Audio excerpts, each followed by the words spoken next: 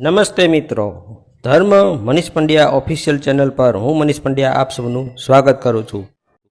મિત્રો, જેઠ સુદ તેરસે વટ સાવિત્રી વ્રતનો પ્રારંભ થાય છે અને પૂનમે તે પૂર્ણ થાય છે. 3 દિવસ ઉપવાસ કરવા, જેમાં 2 ફળ ખાઈને અને 1 નકોરડો ઉપવાસ કરવો. 3 દિવસ અબેલ, કુમકુમ, ચોખા, ફૂલ અને ફળ વડે વડનું પૂજન કરવું. 3 દિવસ પછી વડને પાણી પાવું. સૂતર લઈને વડની પ્રદક્ષિણા કરવી. પોતાના પતિના આયુષ્ય માટે પ્રાર્થના કરવી. ચોથા દિવસે રાત્રે વ્રત પૂરું કરીને સૌભાગ્યવતી સ્ત્રીઓને નમસ્કાર કરીને જમવું. તો હવે આપણે સાંભળીશું વટ સાવિત્રી વ્રતની વાર્તા. આપણા દેશમાં અશ્વપતિ નામે એક રાજા હતો. તેને મમતા નામે રાણી હતી. રાજા ઘણો પવિત્ર અને દયાળુ હતો. તેના રાજ્યમાં પ્રજા સર્વ વાતે સુખી હતી. રાજા ઉપર પ્રજાનો પ્રેમ હતો, એટલે એને કોઈ વાતે દુઃખ ન હતું. માત્ર એને શેર માટીની ખોટ હતી. નારદજીના કહેવાથી રાજા રાણી બ્રહ્માજીની પરમ શક્તિ ગાયત્રીનું એટલે કે સાવિત્રીનું વ્રત કરવા લાગ્યા. દેવી ગાયત્રી રાજા રાણીની શ્રદ્ધા ભક્તિથી પ્રસન્ન થયા અને બોલ્યા, હે રાજા, હું તમારી ભક્તિથી પ્રસન્ન થઈ છું. જે માગવું હોય તે વરદાન માગો. ત્યારે રાજાએ કહ્યું, દેવી, મારે સર્વ પ્રકારે સુખ છે, પણ સંતાનની ખોટ છે. મારે ત્યાં એક પુત્ર થાય અને વાંઝિયા મેણું ભાંગે એટલી મારી ઈચ્છા છે. ગાયત્રી દેવીએ કહ્યું, તમારે ત્યાં ભાગ્યશાળી પુત્રીનો જન્મ થશે અને એ પુત્રીથી તમારા કુળનો ઉદ્ધાર થશે. એમ કહી ગાયત્રી દેવી અંતર ધ્યાન થઈ ગયા. થોડા દિવસોમાં રાણીને ચડતા દિવસ થયા. 9 મહિને તેને રૂપવાન કન્યાનો જન્મ થયો. માતા ગાયત્રીનું બીજું નામ સાવિત્રી હોવાથી રાજાએ કન્યાનું નામ સાવિત્રી પાડ્યું. સાવિત્રી તો બીજના ચંદ્રની માફક દિવસે ને દિવસે વધવા લાગી. સાવિત્રીને સમજણી થયેલી જોઈને રાજા અશ્વપતિને ચિંતા થવા લાગી. સાવિત્રીનું રૂપ જોઈ દેવો પણ શરમાવા લાગ્યા. તો મનુષ્યની વાત જ શી! કોઈ રાજા સાવિત્રીનું માગું કરવાનું સાહસ કરતો નથી અને રાજાની ચિંતા વધતી જ જાય છે. એક દિવસ રાજાએ સાવિત્રીને કહ્યું, બેન, તું હવે વિવાહને યોગ્ય થઈ ગઈ છે. હજી સુધી કોઈ રાજાએ તારું માગું કર્યું નથી. તો તું જ તારી મેળે કોઈ સદગુણી, બળવાન અને રૂપવાન વરની શોધ કર. રાજાએ જોઈએ તેટલી સામગ્રી આપીને સાવિત્રીને સ્વયંવર માટે વિદાય કરી. રાજા અશ્વપતિ મંત્રીઓની સાથે સભામાં વાતચીત કરતા હતા. એટલામાં નારદ મુનિ ત્યાં આવી ચડ્યા. નારદ મુનિને પોતાને ત્યાં આવેલા જોઈ રાજાએ આદર સત્કારપૂર્વક તેમને આસન પર બેસાડ્યા. એટલામાં સાવિત્રી ત્યાં આવી પહોંચી. તે પોતાના પિતાને તથા નારદજીને પગે લાગી અને પાસે ઊભી રહી. સાવિત્રીને જોઈ નારદજીએ પૂછ્યું, રાજન, સાવિત્રી તો હવે મોટી થઈ ગઈ છે, એના લગ્ન કેમ નથી કરતા? અરે સાવિત્રી, તું કેમ કાંઈ બોલતી નથી? તારી શું ઈચ્છા છે? સાવિત્રીએ કહ્યું, પાસેના આશ્રમમાં દ્યુમતસેન નામે એક રાજા છે. તેમના પુત્ર સત્યવાનને મેં વરમાળા આરોપી છે. તેમને મેં મારા સ્વામી રૂપે સ્વીકારી લીધા છે. નારદજીને વાત સાંભળી નવાઈ લાગી. તેમણે રાજા અશ્વપતિને કહ્યું, સત્યવાનના માતા પિતા સત્ય બોલનારા છે અને સત્યવાન પણ હંમેશા સત્ય પાળનારો છે. તે રૂપમાં, ગુણમાં સર્વથી શ્રેષ્ઠ છે. પણ એક વાત એવી છે કે જેની આગળ બધા ગુણો હોવા છતાં તે નકામા છે. રાજા અશ્વપતિને ચિંતા થઈ. તેમણે પૂછ્યું, કહો કહો મુનિરાજ, એવી શી વાત છે? નારદજીએ કહ્યું, સત્યવાનના આયુષ્યમાં માત્ર 1 જ વર્ષ ખૂટે છે. આ સાંભળતા જ રાજાને ઘણો આઘાત થયો. રાજાએ સાવિત્રીને બીજો યોગ્ય વર શોધવા માટે સમજાવી. નારદજીએ પણ બીજો વર શોધી લેવા માટેની શિખામણ આપી. પણ સાવિત્રી 1ની 2 ન થઈ. એણે તો કહ્યું કે કુલીન સ્ત્રીઓનું વચન એક જ હોય છે. મેં જેને હૃદયથી પતિ માન્યો છે એ જ ખરો. હવે બીજો મારે ભાઈ સમાન છે. જે ભાગ્યમાં હશે તે થશે. જેવા વિધિના લેખ. સાવિત્રીની અડગ શ્રદ્ધા આગળ રાજાનું કંઈ ન ચાલ્યું. નારદજી પણ તેમને સાવિત્રીની ઈચ્છા પ્રમાણે કરવાની સંમતિ આપીને ચાલતા થયા. અશ્વપતિ સાવિત્રીને લઈ દ્યુમતસેનના આશ્રમમાં ગયા. દ્યુમતસેન એક ઝાડ નીચે બેઠા હતા. ત્યાં જઈ તેમને પગે લાગ્યા. આંખે આંધળા હોવાથી દ્યુમતસેને પૂછ્યું, તમે કોણ છો? કેમ આવવું થયું? અશ્વપતિએ કહ્યું, હે રાજન, મારું નામ અશ્વપતિ છે. મારી પુત્રી સાવિત્રીનું આપના પુત્ર સત્યવાન સાથે લગ્ન કરવા માટે આવ્યો છું. લગ્નની વાત સાંભળતા જ દ્યુમત્સેન બોલી ઉઠ્યા, રાજન, શું કહો છો? તમારી પુત્રીના લગ્ન સત્યવાન સાથે? અશ્વપતિએ કહ્યું, એમાં નવાઈ જેવું શું છે? મારી પુત્રીએ પોતાની ઈચ્છાથી જ સત્યવાનને પસંદ કર્યા છે. દ્યુમત્સેને ગંભીરતાપૂર્વક કહ્યું, રાજા, તમે જાણો છો કે મારું રાજ્ય રૂક્મી નામના બળવાન શત્રુએ પડાવી લીધું છે. હું આંધળો અને વૃદ્ધ હોવાથી રાજ્ય પાછું મેળવી શકું તેમ નથી. હું વનમાં ઝૂંપડી બાંધીને પડી રહ્યો છું. વનફળ ખાઈને દાડા વિતાવું છું. મારો પુત્ર પણ વનના ફળો પર જીવે છે. મને આ સંબંધ યોગ્ય લાગતો નથી. હું તમારી ફૂલ જેવી કોમળ પુત્રીને દુઃખ દેવા માગતો નથી. અનેક રીતે સમજાવ્યા છતાં સાવિત્રી લગારે ન ડગી. છેવટે દ્યુમત્સેને અશ્વપતિની વાત સ્વીકારી અને સત્યવાનનું લગ્ન સાવિત્રી સાથે કર્યું. સત્યવાન અને સાવિત્રી હળીમળીને રહેવા લાગ્યા. સાવિત્રીના હૃદયમાં ઊંડી ચિંતા હતી. નારદજીએ તેના પતિનું આયુષ્ય ટૂંકું છે એમ કહેલું તે દિવસથી સાવિત્રી વેદમાતા સાવિત્રીનું વ્રત કરવા લાગી. પોતાના સ્વામીનું મૃત્યુ અમુક દિવસે છે એવો નિર્ણય કરી મનમાં દિવસો ગણવા લાગી. હવે સત્યવાનના મૃત્યુને 3 જ દિવસો ખૂટતા હતા. સાવિત્રીનું મન આકુળ વ્યાકુળ થવા લાગ્યું. એણે એક મન અને એક ચિત્તથી સાવિત્રી વ્રત કરવા માંડ્યું. તે ગદગદ હૃદયે રાત દિવસે માતા સાવિત્રીનું ધ્યાન ધરવા લાગી. 2 દિવસ વીતી ગયા. આજે તો સત્યવાનનું મૃત્યુ થવાનું હતું. હંમેશના નિયમ પ્રમાણે સત્યવાન કુહાડો લઈને વનમાં લાકડા કાપવા માટે નીકળ્યો. સાવિત્રીની ઈચ્છા હતી કે આજે આખો દિવસ પોતાના સ્વામી સાથે રહેવું. એણે કહ્યું, નાથ, આજે 1 વર્ષ થયું છતાં તમે કોઈ દિવસ મને વન બતાવ્યું નથી. આજે મારી વન જોવાની ઈચ્છા છે. સત્યવાને કહ્યું, મારી ના નથી. માતા પિતાની આજ્ઞા મળે તો ચાલો. સાવિત્રીએ સાસુ સસરા પાસે જઈ આજ્ઞા લીધી અને સત્યવાન સાથે વનમાં જવા નીકળી. વનમાં જાત જાતના ઝાડવા અને પશુ પક્ષીઓના નામ પૂછતા પૂછતા સાવિત્રી પતિની સાથે ને સાથે ચાલતી હતી. બંને જણા થોડે છેટે ગયા. ત્યાં એક સુકાયેલું ઝાડ હતું. સત્યવાન કુહાડાથી ઝાડ કાપવા લાગ્યો, પરંતુ સત્યવાને જેવો કુહાડો માર્યો તેવો જ તેના માથામાં ભારે સણકો આવ્યો. આંખે અંધારા આવવા લાગ્યા અને ઘડીકમાં તો એ ભોંય પર ઢળી પડ્યો. સાવિત્રી પોતાના સ્વામીનું માથું ખોડામાં લઈ દાબવા લાગી. એટલામાં એક ભયંકર કાળા રંગવાળો તેજસ્વી અને વિશાળ આકૃતિવાળો પુરુષ આવીને ત્યાં ઊભો રહ્યો.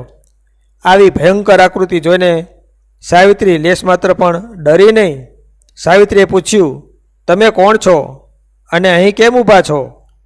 આવનાર બોલ્યો, હે પુત્રી, હું યમ છું અને તારા પતિનું આયુષ્ય પૂરું થવાથી તેને લઈ જવા આવ્યો છું. સાવિત્રીએ યમરાજને ઓળખ્યા અને કહેવા લાગી, હે યમરાજ, મેં સાંભળ્યું છે કે આપના દૂતો મનુષ્યને લેવા આવે છે, તો પછી આપ પોતે કેમ પધાર્યા છો? યમરાજા બોલ્યા, સત્યવાન સદા સત્ય બોલનારો અને સદાચારી છે, એટલે એને લઈ જવો એ મારા દૂતોનું કામ નથી. આવા પવિત્ર પુરુષોને લેવા હું પોતે જ આવું છું. એમ કહીને યમરાજાએ પાસ નાખી સત્યવાનના દેહમાંથી અંગૂઠા જેવડા પ્રાણને બળપૂર્વક ખેંચી કાઢ્યો. પ્રાણ ખેંચાયો. સત્યવાનનો દેહ નિષ્પ્રાણ થઈને પડ્યો. યમરાજા સત્યવાનનો પ્રાણ લઈને દક્ષિણ દિશાએ ચાલતા થયા. પતિના મૃત્યુથી સાવિત્રીને અપાર દુઃખ થયું. તેને મૂર્છા આવી ગઈ. ઘડીભર તો તેને યમરાજ પર ક્રોધ આવ્યો, પણ એમાં યમરાજ શું કરે? સાવિત્રી પોતાના પતિના મૃતદેહને ઝાડ નીચે મૂકી દુઃખી હૃદય વિલાપ કરતી યમરાજાની પાછળ પાછળ ચાલવા લાગી. સાવિત્રીને પાછળ પાછળ આવતી જોઈ યમરાજા બોલ્યા, હે સાવિત્રી, હવે પાછળ આવવું નકામું છે. અહીં આગળ મનુષ્યોની સીમા પૂરી થાય છે. તું અહીંથી આગળ આવી શકીશ નહીં, માટે પાછી વળ. વિધિના લેખ મિથ્યા થતા નથી, માટે શોક કરવો નકામો છે. જા, પાછી જા અને તારા પતિની અંતિમ ક્રિયા કર. સાવિત્રી ધૈર્યપૂર્વક બોલી, મારી શ્રદ્ધા અને નિશ્ચય અડગ છે. કે જ્યાં જ્યાં મારા પતિ જાય ત્યાં ત્યાં મારે સાથે જવું. હું સાથે જ રહીશ. તમે કહો છો કે મનુષ્યની સીમા અહીં પૂરી થાય છે, પણ મારા પતિવ્રત ધર્મના બળે, ગુરુ ભક્તિના બળે, મારા વ્રતના બળે અને તમારી કૃપાના બળે મારી ગતિને કોઈ અટકાવી શકે તેમ નથી. વળી હે દેવ, 7 પગલાં સાથે ચાલવાથી મિત્રતાનો અધિકાર મળે છે. હું તમારી સાથે 7 પગલાં ચાલી છું, એટલે તમને મિત્ર ભાવે પૂછું છું કે જ્ઞાની પુરુષો મન, વચન અને કર્મથી ધર્મ પાળવાની શિખામણ આપે છે અને કહે છે કે જગતમાં ધર્મ જ મનુષ્યનો ઉદ્ધાર કરે છે. તો પછી આપ મને મારો પતિવ્રત ધર્મ પાળતા શા માટે અટકાવો છો? યમરાજા બોલ્યા, હે સાવિત્રી, તારા મધુર અને સત્ય વચનોથી હું પ્રસન્ન થયો છું. તારા પતિના જીવન વિના તારે જે વરદાન માગવું હોય તે માગ. સાવિત્રી કહે, મારા સસરાનો અંધાપો દૂર થાય અને તેમને સૂર્ય જેવા પ્રતાપી નેત્રો મળે તેવું વરદાન આપો. યમરાજા કહે, સાવિત્રી, બહુ ચાલવાથી થાક લાગશે, તું પાછી વળ. તારા કહ્યા પ્રમાણે તેમને નેત્રો મળશે. સાવિત્રી કહે, પતિની સાથે સાથે ચાલવામાં થાક શાનો? જ્યાં જ્યાં પોતાનો પતિ જાય ત્યાં ત્યાં જવું એ પ્રત્યેક નારીનો પરમ ધર્મ છે. હે યમરાજ, સંત પુરુષોનો સત્સંગ કદી નકામો જતો નથી, તો શું તમારો સત્સંગ નકામો જશે? યમરાજ કહે, સાવિત્રી, તે મને નમ્રતાપૂર્વક અને ચતુરાઈથી મારો ધર્મ સમજાવ્યો છે. તારી ચતુરાઈ અને નમ્રતાથી હું મુગ્ધ થયો છું. તો તું તારા પતિના જીવન વિના જે માગવું હોય તે ફરીથી માગ. સાવિત્રી બોલી, હે યમરાજા, મારા સસરાને ગયેલું રાજ્ય પાછું મળે અને મારા પતિ તમારા ધર્મને લીધે મારો ત્યાગ ન કરે એવું વરદાન આપો. યમરાજા બોલ્યા, દ્યુમત સેનને ગયેલું રાજ્ય પાછું મળશે અને તારો પતિ પોતાનો ધર્મ પાળશે. હવે તું પાછી જા. સાવિત્રી બોલી, હે યમરાજા, તમે સર્વને નિયમમાં રાખો છો એટલે તમારું નામ યમ છે. સર્વ પ્રાણીઓ પર દયા રાખવી અને શરણે આવેલાની રક્ષા કરવી એ માનવીનો પરમ ધર્મ છે એવો તમે ઉપદેશ આપો છો. તો હું પણ આપને શરણે છું, તમે મારી રક્ષા કરો. યમરાજા બોલ્યા, તારા પવિત્ર વચનો સાંભળતા મારી તરસ छिपाती નથી. ખરેખર એમ થાય છે કે તારી પાસેથી ધર્મ વચનો સાંભળ્યા જ કરું. હું તારા પર અત્યંત પ્રસન્ન છું. તારા પતિના જીવન વિના જે કંઈ જોઈએ એ ત્રીજું વરદાન માગ. સાવિત્રી બોલી, હે યમરાજ, મારા માતા પિતાને પુત્ર નથી, તો તેમને 100 પુત્રો થાય અને તેમનો વંશવેલો ચાલુ રહે એવું મને વરદાન આપો. યમરાજ કહે, જા, તારા માતા પિતાને 100 પ્રતાપી પુત્રો થશે. હવે તું પાછી જા, કારણ કે તું ઘણી દૂર આવી છે.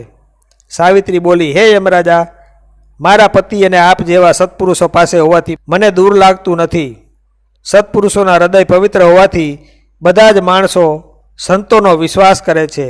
હું પણ આપણા વિશ્વાસે જ ચાલી આવું છું. યમરાજા કહે, હે સતી, તારા વચનોથી હું ઘણો પ્રસન્ન છું, માટે તારા પતિના જીવન વિના જે કંઈ જોઈએ તે વરદાન માગ. તું ઘણી જ દૂર આવી છે, માટે પાછી જા. સાવિત્રી બોલી, મને 100 બળવાન પુત્રો થાય એવું વરદાન આપો. યમરાજ બોલ્યા, જા, તને 100 બળવાન પુત્ર થશે. હવે તું એક ડગલું પણ આગળ ભર્યા વિના પાછી વળ. સાવિત્રી બોલી, હે યમરાજા, સંસારમાં સત્પુરુષોનું વચન એક જ હોય છે. સતી સ્ત્રીઓને પતિ પણ એક જ હોય છે. સતી સ્ત્રીઓને પતિ વિના સ્વર્ગ પણ નકામું છે. પતિ વિના લક્ષ્મી નકામી છે અને પતિ વિના જીવન પણ નકામું છે. યમરાજા કહે, હવે તું પાછી જા. તારી વાણી સાંભળતા હું થાકું તેમ નથી, પરંતુ તારે આવવાની સીમા ઘણી દૂર રહી ગઈ છે. માટે જે જોઈએ તે છેલ્લું અતિ ઉત્તમ વરદાન માગીને તું પાછી જા. સાવિત્રી બોલી, તમારું વચન સત્ય થાય એ જ માગું છું. મને 100 બળવાન પુત્રો થાય એવું તમે વરદાન આપ્યું છે, પણ જો તમે સત્યવાનને લઈ જશો તો મારે 100 પુત્રો ક્યાંથી થશે? માટે મારા સ્વામીને જીવતદાન આપો, નહીં તો તમારું વચન મિથ્યા જશે. યમરાજ બોલ્યા, હે ભદ્રે, હે સતી, હું તારા પતિને જીવતદાન આપું છું. જા, તારા સ્વામીને લઈ જા. તારા સ્વામીનું આયુષ્ય 400 વર્ષનું થશે. યમરાજના આશીર્વાદ લઈને સાવિત્રી પાછી વળી.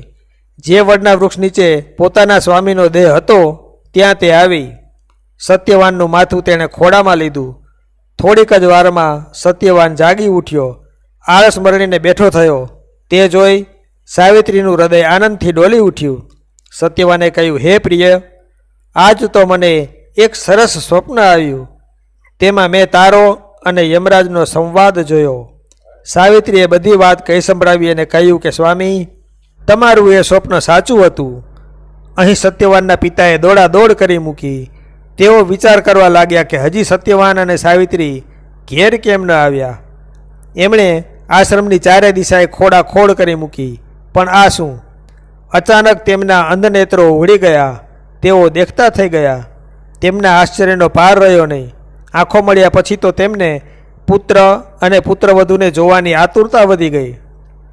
થોડી વારમાં સત્યવાન અને સાવિત્રી આવી પહોંચ્યા અને માતા પિતાને પગે લાગ્યા. દ્યુમતસેનને હવે શાંતિ થઈ. સત્યવાને બધી વાત કહી. પિતાને આંખો મળવાનું કારણ પણ સાવિત્રીના વ્રતનો પ્રભાવ છે એમ તેમને સમજાવ્યું. દ્યુમતસેન તો સાવિત્રીના માથે હાથ ફેરવવા લાગ્યા. એટલામાં એક દૂત આવ્યો. એણે સમાચાર આપ્યા કે આપણું રાજ્ય દુષ્ટ રૂક્મીએ પડાવી લીધું હતું. તેના પર બીજા રાજાએ ચડાઈ કરી પાછું મેળવ્યું છે. તેઓ આપને આપનું રાજ્ય સંભાળી લેવા માટે બોલાવે છે. દ્યુમતસેન સત્યવાન અને સાવિત્રીને સાથે લઈ ત્યાં ગયા અને સુખેથી રાજ્ય કરવા લાગ્યા. ગાયત્રી માતાની કૃપાથી થોડા દિવસ પછી સાવિત્રીના પિતાને 100 બળવાન પુત્રો થયા. સાવિત્રી પણ 100 પુત્રોની માતા થઈ. મિત્રો, એવો વટ સાવિત્રી વ્રતનો પ્રભાવ છે. બોલો ગાયત્રી સાવિત્રી માતની જય.